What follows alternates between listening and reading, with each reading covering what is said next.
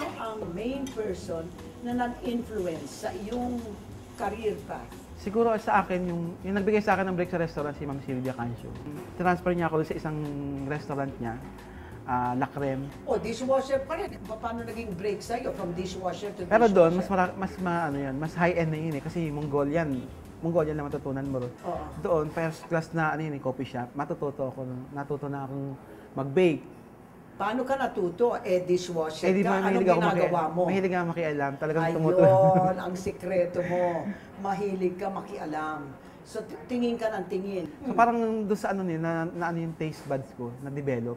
Kasi sa probinsya, hindi naman kinakain namin pangkaraniwan lang, gulay, o minsan, sa isang Pero walang nagtuturo sa'yo. Walang nagtuturo. Tinitignan mo lang.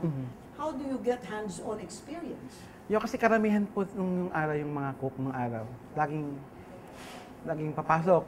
Tapos ay tamad, mag-design. Parang ako yung naiiwan. And so that's how you learn. Basta aalis yung kusinero, papasok ka, sabi mo, kaya ko ito. Dahil sa kanyang galing, he earned an apprenticeship with Chef Billy King, the man who revolutionized fine dining in Manila in the early 90s. King opened a string of restaurants like Le Soufflé. Chef Mao, I don't know, he has something. He has a very good natural ability when it came to cooking. Very diligent, always on time. Doon ko na nalaman yung mga basic. Dati hindi ko alam, akala ko gisa lang. Akala ko basta prito lang. Yung pala, meron pa palang, akala ko sauce na gravy. Ang alam ko lang sauce gravy. Gravy. Oh, Gravy lang. So ano ang natutunan mo kay Billy So, King? syempre, ito na rin, yung mga basic sauces, yan, nalaman ko na dyan yung paggawa ng mga demi-glace. Nako, Hindi ko na excuse alam, me. yung paggamit ng miripwa. Nako, So, mirepwa. may miripwa, ano ko na yun. So, tapos yung red wine, paggamit ng mga wine sa pagkain. Red wine sauces, yes. Red wine sauces. So, natuto ako sa kanya ng basic. How did you fall under his notice? Pagka si Chef King ay nagluluto, talagang hands-on siya magluto eh. So gada ang trabaho ko noon, gada turo ng mga sauce, punas ko lang 'yan. Kasi Doon ka sa tabi niya palagi? tabi niya. So pinaparood ko siya. Paano pagtikim, paano pagluluto ng ganito, ayan. Anong ginagawa mo sa kanya na talagang all of a sudden naging favorite ka niya? Kasi pag may pinaluluto siya sa akin, game ito. Tapos titikman niya, nagugustuhan niya. Minsan sabihin ng aking chef, mayroong guest na vegetarian. Sabi niya, make this vegetarian, wild rice. Sabi mo, kiri ko naman. Bahala ka na. So, hanggang na-develop yung risotto namin sa Lasip yung wild rice risotto. Wild rice, ikaw ang nag-develop noon? Mm-hmm. When did you go out on your own? Tingin ng Baguio. Kasi nag-design na rin kami sa Lasip. Si Chef King nagpunta ng Manor Hotel sa Baguio. Oo. Niyayaya niya kami ron. Mr. King was a good boss? Ay, oo. Number one. Fair?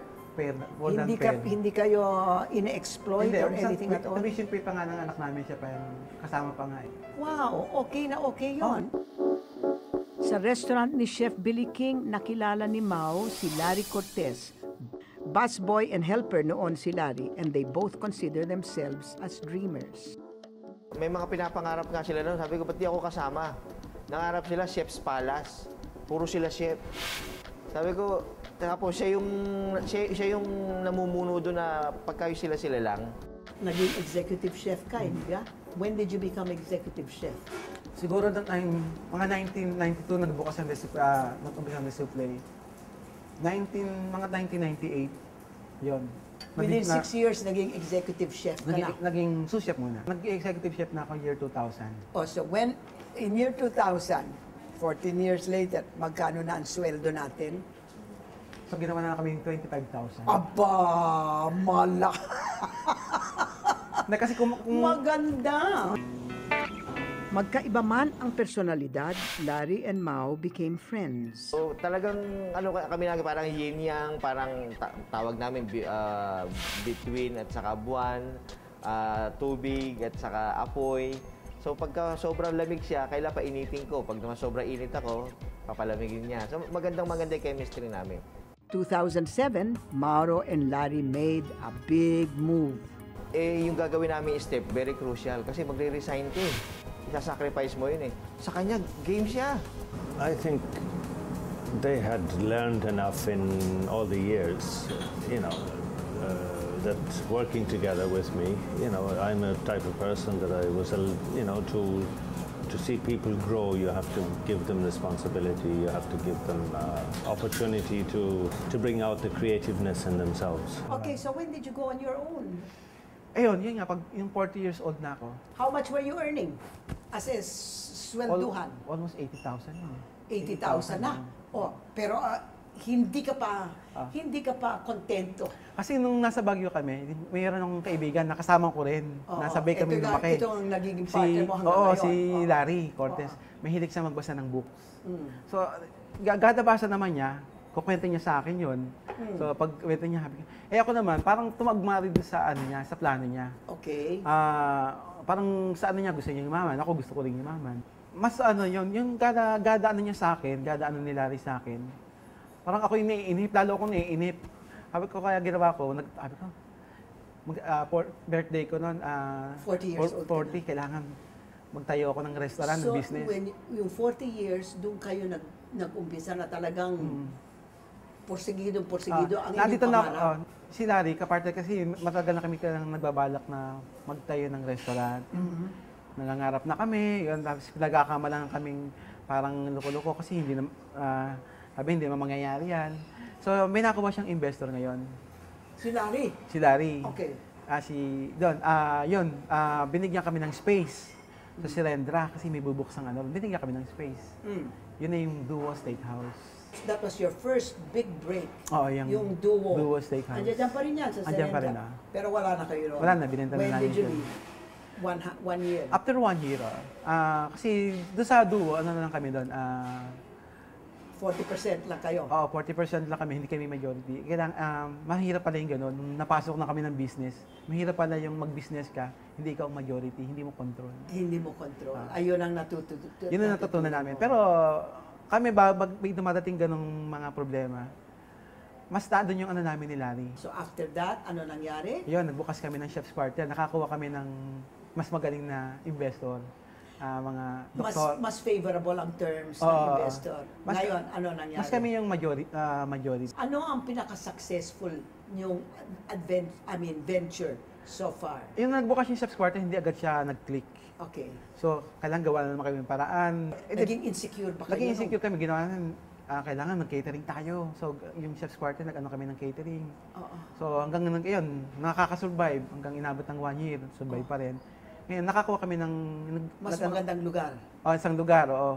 So, hanap naman kami iba pang investor. Investor. Yun. Nabuksan na namin ngayon yung sa SM Mega Mall, Chef's Quarter, second brand. Okay naman yun. Okay naman. Okay. Tapos after 1 month, nagbukas kami sa Eastwood. Mauro's family knows his struggles. His wife, Kathy, remembers the tough times. Pagka yung bagong sweldo, so inano namin yun, binabudget na namin dahil nung araw, malit pa lang sweldo niya nung araw. Cook pa lang siya noon. O di binabudget namin yung time na, ay, wala pang sweldo. Ito lang ating kakainin. Siopaw lang muna kami kasi wala nga. Pero okay, saka naman, okay lang sa akin dahil kung mayroon o wala, okay lang sa akin. But with Mau's determination, things improved.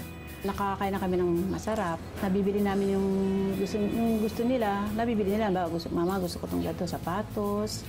Kumbaga hindi katulad nung dati na talagang gusto mo, hindi mo mabibili kasi nga kulang yung pera mo. Unahin natin siyempre yung sikmura. Sa ngayon, mayroon ng 18 established restaurants, sina Mau at Larry. 5 rito ay franchised. Hindi lang yan, ipinagawa rin ni Mau ang bahay ng mga magulang sa Laguna. Dito lumaki sa Mau, pero dati hindi ito ganito. Dati ay bahay lang talaga namin ito.